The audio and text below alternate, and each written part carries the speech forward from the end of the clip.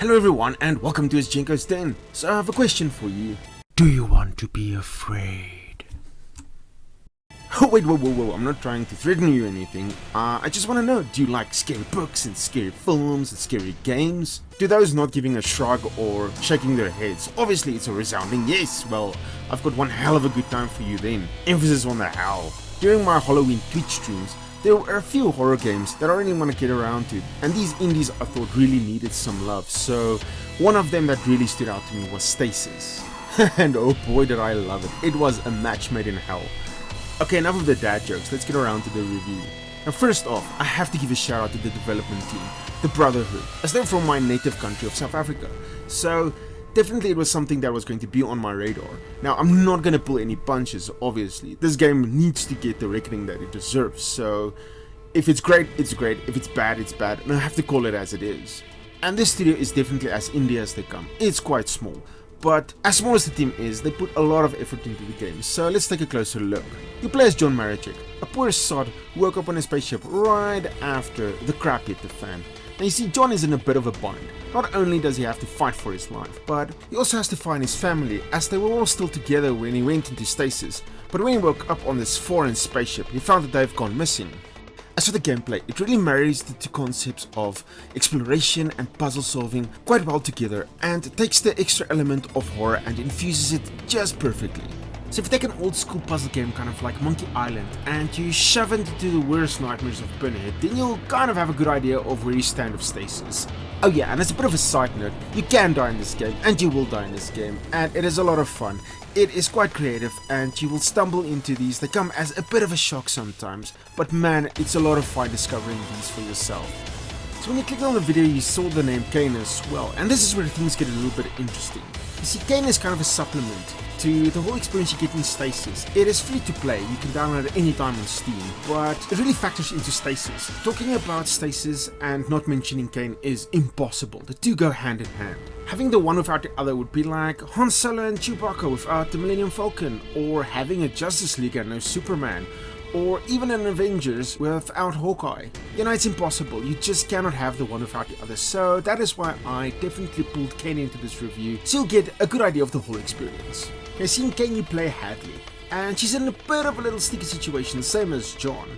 Whereas John woke up looking for his family, on the other side Hadley woke up finding herself pregnant. And Hadley has to figure out what's going on. Why is she 9 months pregnant? How long has she been out? What exactly is going on with this station where all these horrible things are going wrong? And yeah, it really has that horror element, same as Stasis. Now story-wise, I will not go into any of the details. There is a lot going on, a lot happening, and you really have to find out throughout the game what is happening. Some things you find in Stasis will allude to things happening in Cayne, and vice versa, which is why they fit so well together. And since it's a free download, I find it a lot less a sequel and really kind of like a DLC.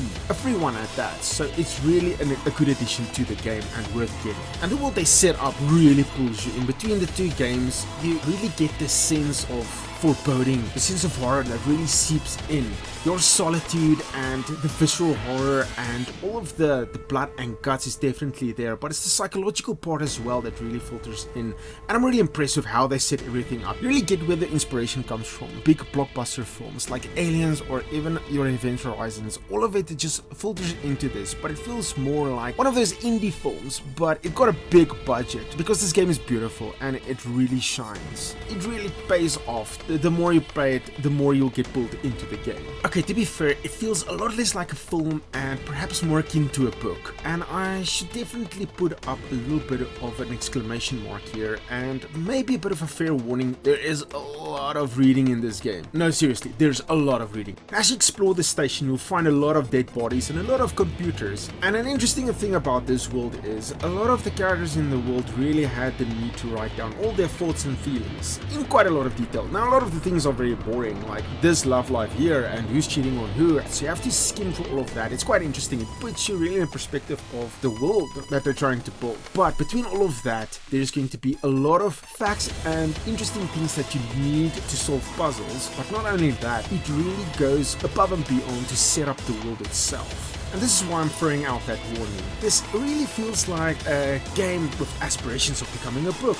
or a book that's dreaming of evolving into a game. Something between that and there. Now, it feels like a little bit of a criticism. It might be, depending on the person. If you don't mind the reading, then this is definitely a game for you. And why I'd say that is, you will definitely miss a lot of things. For instance, you'll read about a character doing something, and then you'll see it in the game, or something happening in an environment, or a situation, or things that explain stuff. Otherwise, you're just gonna walk around, you'll encounter something, you'll be like, well, that's interesting, why is that there? Well, you missed out on something. Sometimes they'll mention something, or they'll go more and more in depth on a situation in the ship, something going on, and then you encounter it, you'll be like, well, I just read up on this. It really sets up the game, and you will see into the lives and into the situations, and you will understand why the ship and everything is set up the way it was. If you're not gonna read, you'll definitely miss out on the whole full experience of the game. Now, this definitely might sound like a negative, and it might be for some, but like I said, this is something that's either for you or it is not for you at all. So take that with a grain of salt. If you don't mind reading, then it's definitely not going to be a problem. As far as I read, and at the pace that I solved puzzles, I'd say it goes around 50-50, just to give you a clear indication of just how much reading is in the game. As for the puzzles themselves, they are quite logical and make a lot of sense. It really has a flow to them. There's none of this weirdness that some games sometimes have. None of this, you have to take a wig and throw it in a toilet to clog the toilet so water will run out of the toilet and it'll scare a cat off the couch. You can climb on the couch and use a duster to dust a spot off the roof so you can see a secret code. Okay, that's a very weird tangent I just went on, but some games, those puzzles can get really illogical. In Stasis and even Cayne, the puzzles have a lot of sense to them. You really figure them out quite fast. Most of the times, if you haven't come to a conclusion yet, you just have to step back, look at what you've got, and look where you are, and you'll quickly see that there is an out, and I really enjoyed doing all of them. Other than the reading that might be a potential negative, another part of the game that kind of was a little bit of a sore point for me was the ending.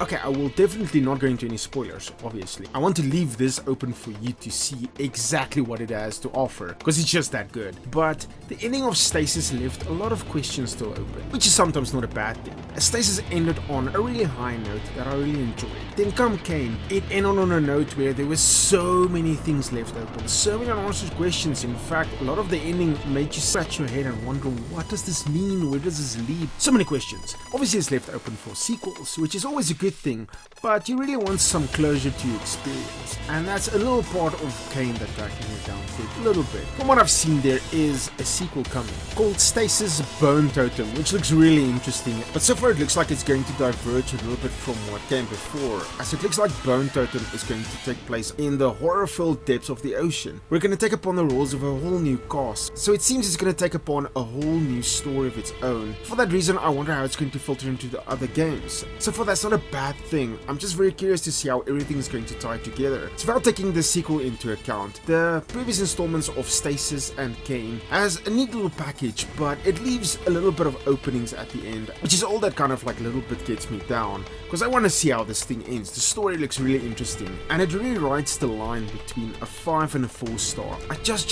can't put it on a 5, because it's not for everyone.